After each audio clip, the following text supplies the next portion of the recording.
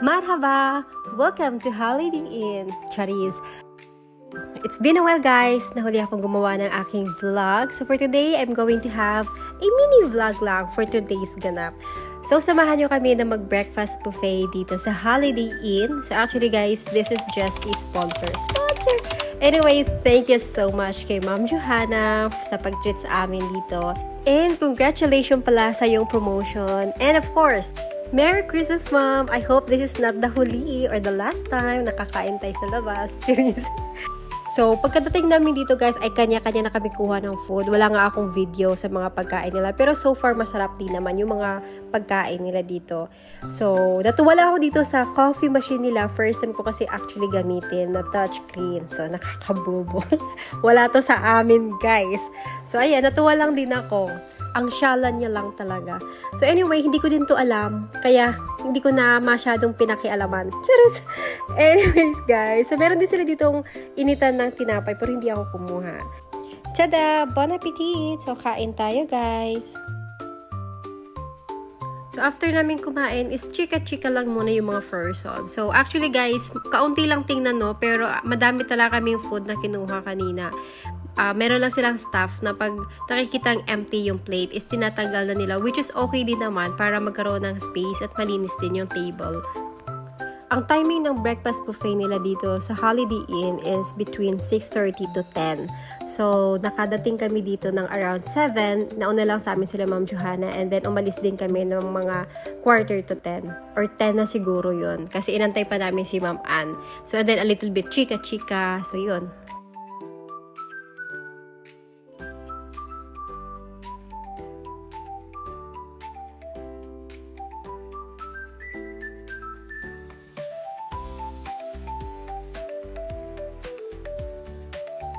A big shout out sa aming napakabait, napakasipag at napaka-pogi na AHN. So, baka naman sir, pahingin ng sick leave. Anyways, at this moment is papunta naman kami ng 5 Savers at para bumili ng mga container at mga, organizer na magagamit namin sa office. Medyo nahagard na din po tayo, no? Kasi malamig po talaga ang simoy ngayon dito sa Saudi Arabia. Yes, you heard it right. Malamig na po din dito, guys. Hindi lang puro init at puro disyerto lang naman dito ang meron sa Saudi Arabia. So, habang namimili na din sila ng gamit pala, ay naisipan na din namin bumili ng regalo para dun sa pupuntahan naman namin na birthday. Anyways, hindi ko po talaga siya kilala actually. Makikikain at makiki-birthday na lang din po talaga ako. Kasi friends nila yon. So, syempre nakakaya naman na wala kaming bit-bit. So, ayun, bubili na lang kami guys ng mga laruan.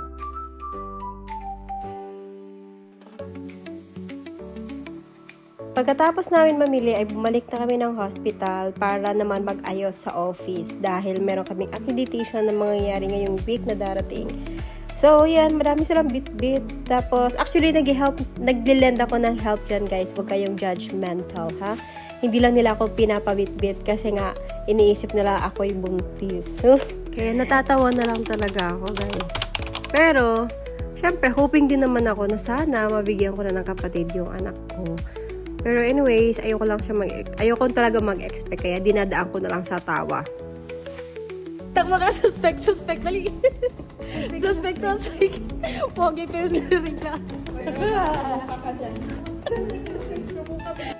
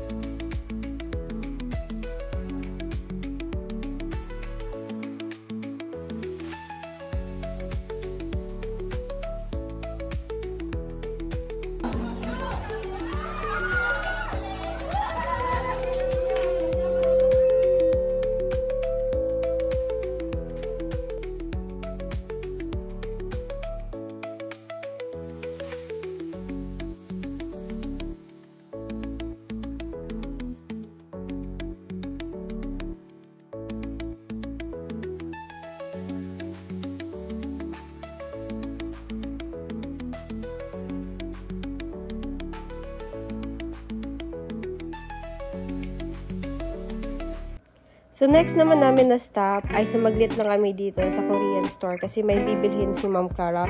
Pero syempre kami bumaba na din para magtingin-tingin. Pero actually wala kaming pera kaya wala kaming nabili. Ay, meron pala ako nabiling nori. Nori lang to.